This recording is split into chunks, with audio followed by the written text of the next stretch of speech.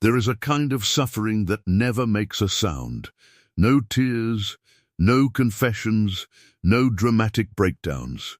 Just a person who smiles at the right moments, laughs a little too loudly, and carries something heavy.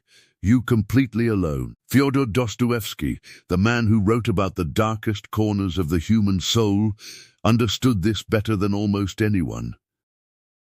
He spent 4 years in a Siberian prison camp. He watched men break. He watched men pretend not to break. And from that darkness, he wrote something that still cuts deep today. Pain and suffering are always inevitable for a large intelligence and a deep heart. But here is what nobody tells you: the people who feel the most often show it the least. This video is about them. Maybe it's about you. These are the 8 behaviors of people who hide their pain. 1. They make everyone else comfortable at the cost of themselves. Watch carefully. The person hiding pain becomes an expert at reading the room. They know when someone is sad. They know when tension is building.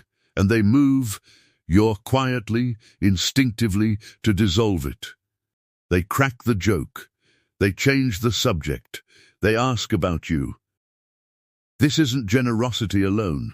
It's a redirection strategy. If the focus is on everyone else, it can never land on them.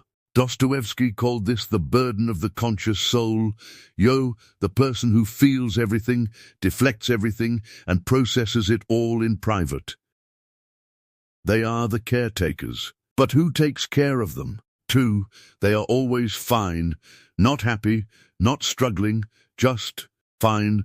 This word, no fine, is the most overused lie in the human vocabulary. It is the door quietly shut, the conversation politely ended. The person hiding pain has refined this word into an art form.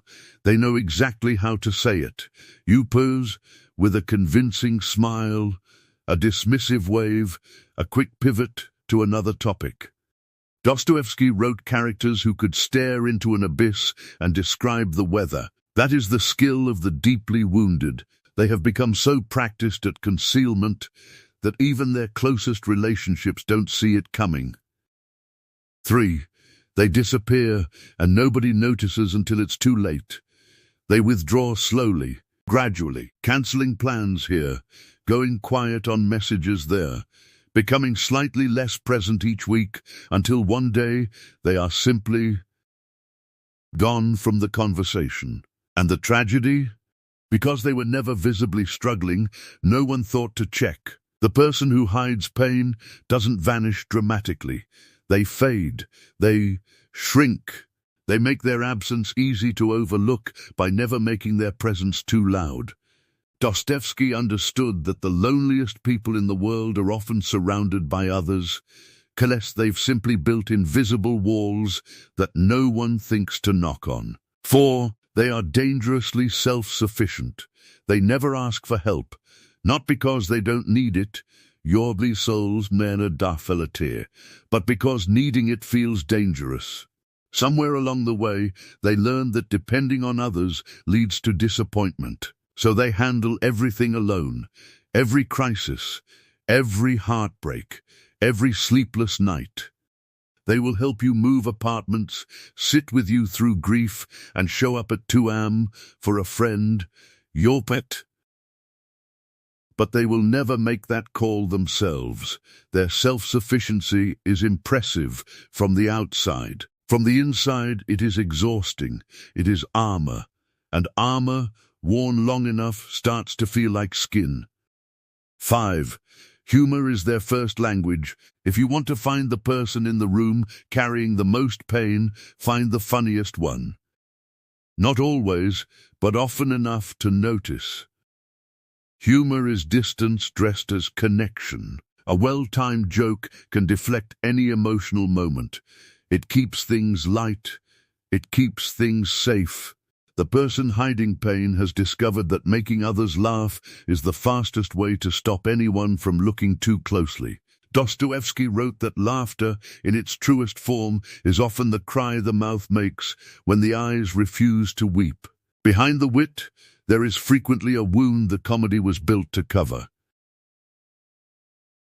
6. They overachieve to feel worthy, work harder, produce more, accomplish something visible. The pain hidden inside often drives an engine of extraordinary output on the outside.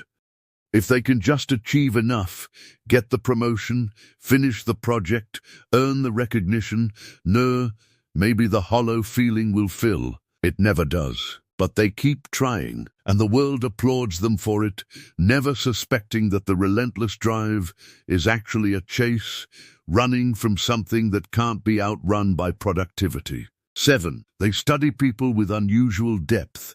People who have suffered develop a particular kind of perception. They read rooms, they detect micro-expressions, they sense when something is off before a word is spoken. This is not a gift they chose, it is a survival skill they developed. When you grow up needing to predict the emotional weather around you to protect yourself, you become a student of human behavior by necessity. Dostoevsky himself was this way. His characters are so psychologically precise because their creator had lived inside pain long enough to map it completely. 8.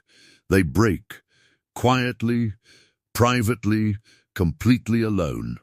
And when it finally becomes too much, they don't break in public.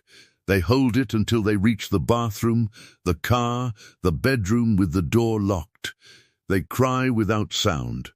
They sit with it by themselves, and then, they gather themselves, wash their face, and walk back out. Because no one can know. Dostoevsky believed that suffering, when understood, becomes transformation. But transformation requires acknowledgement first. You cannot heal what you refuse to name. If you recognized yourself in these behaviors, this is not a diagnosis. It is a mirror, and the bravest thing a person who hides their pain can ever do is let one safe person see them. Truly see them. You don't have to perform strength forever. Sometimes the most powerful thing you can say is simply Dilanija Nines, Nakya Nines, I'm not fine. And I need someone to know that. That's the one sentence jealousy never teaches you. But Dostoevsky would.